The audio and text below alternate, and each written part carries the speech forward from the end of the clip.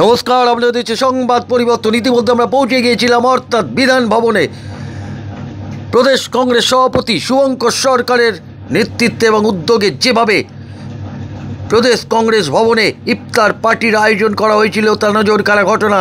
সমস্ত জাতির লোকেরা সেখানে উপস্থিত ছিলেন, জাতীয় কংগ্রেসের সমস্ত সৈনিকেরা সেখানে উপস্থিত ছিলেন এবং আমরা পেয়ে গেছিলাম সরাসরি এই ইফতার পার্টির দিনকে কার্গিলের যোদ্ধা অর্থাৎ জাতীয় কংগ্রেসের লড়াকু নেতা এবং একনিষ্ঠ সৈনিক যাকে বলা চলে, শিক্ষা সেলের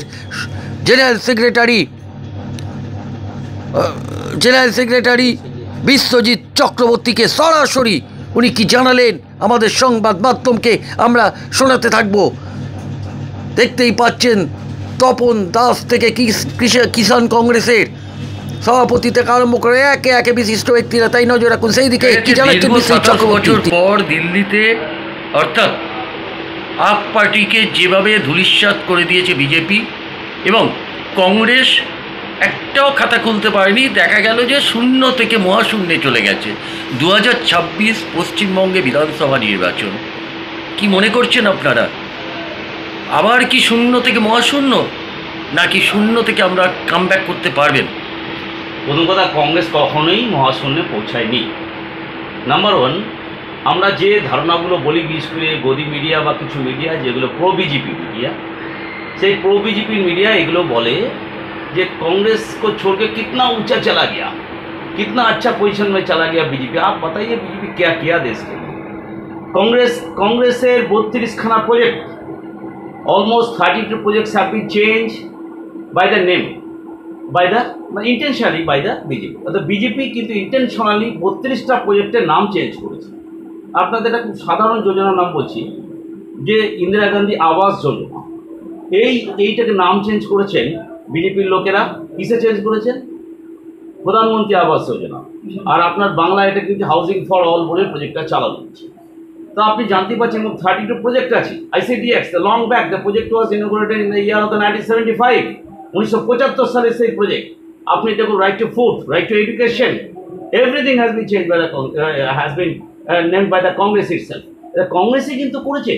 আজকে আপনারা যদি অন্য জায়গাগুলো দেখতে পারেন যে সব কিছু অ্যারাউন্ড 32টা প্রজেক্ট। আপনারা যদি কোনো রেশনিং প্রজেক্ট দেখেন, আপনারা যদি দেখেন ডিজিটাল ইন্ডিয়া কার? কংগ্রেসে, সবাই জানে। কিন্তু মানুষের মনের মধ্যে এমন একটা ভুল বোঝানো হচ্ছে, এটাকে এক ধরনের বলা হয়, এটাকে মানুষকে মূর্খ বানানো। মানুষকে কীভাবে মূর্খ বানানো হচ্ছে? কখনো ধর্মীয় সুশ্রী দিয়ে। আমি বলছি বিজেপিকে 6টা শব্দ দিয়ে ঘিরে দেবো। বিজেপি এই 6টা শব্দের বাইরে কথা বলতে পারে। 1 পাকিস্তান, 2 ইসলাম, 3 হিন্দুইজম, 4th রাম মন্দির, 5th গান্ধী, 6th নেহেরু। আজকে এই 6টা শব্দ দিয়ে বিজেপি এই 6টার বাইরে যদি কথা বলে থাকে, আর্টিকেল 370, ওই রাম মন্দির আর্টিকেল 370 এই কথাটাও আছে।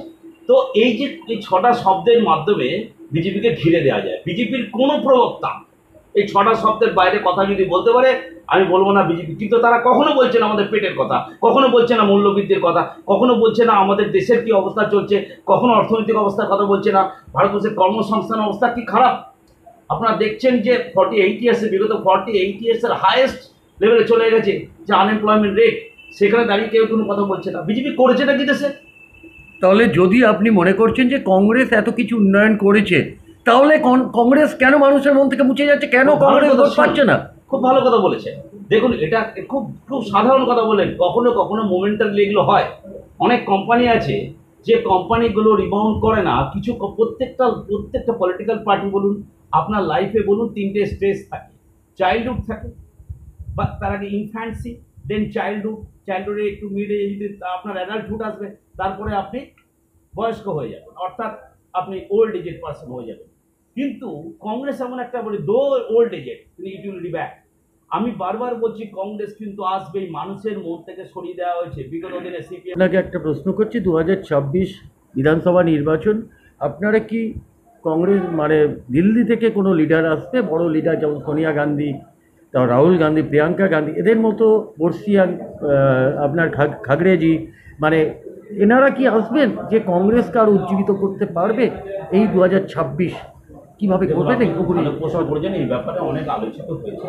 আমাদের যারা এআইসিসির অবজারভাররা স্যার এসছেন, স্যার বা ম্যাডাম যারা এসছেন, তারা এই ব্যাপারটা লিখে নিয়ে গেছেন আমাদের ভিউজগুলো, মানে আমরা যারা অধস্থান কর্মচারী বা বলতে পার কর্মচারী বলবো না, আমরা পলিটিক্যাল মেম্বার, তারা কিন্তু আমাদের একটা ভিউ আছে, সমস্ত কর্মী বলুন যারা নেতা আছেন তাদের একটা ভিউ আছে। সেই ভিউটা পুরোপুরি একটা ইন্টারনাল প্রশ্ন আপনি বলবেন, সেই প্রশ্নের অলরেডি একটা রিপোর্ট জমা পড়েছে। আমি মনে করি আমাদের মহামান্য আমাদের যে প্রেসিডেন্ট রয়েছেন শুভঙ্কর সরকার স্যার, উনি এই ব্যাপারটা এবং অন্যান্য যারা সিনিয়র লিডার এই ব্যাপারটা নিয়ে হায়ার অথরিটির সাথে ডিসকাশন করবেন এবং ইমিডিয়েটলি এটা সলভ করার চেষ্টা করছেন এবং আমি আশা করছি পজিটিভ আউটকাম আসবে।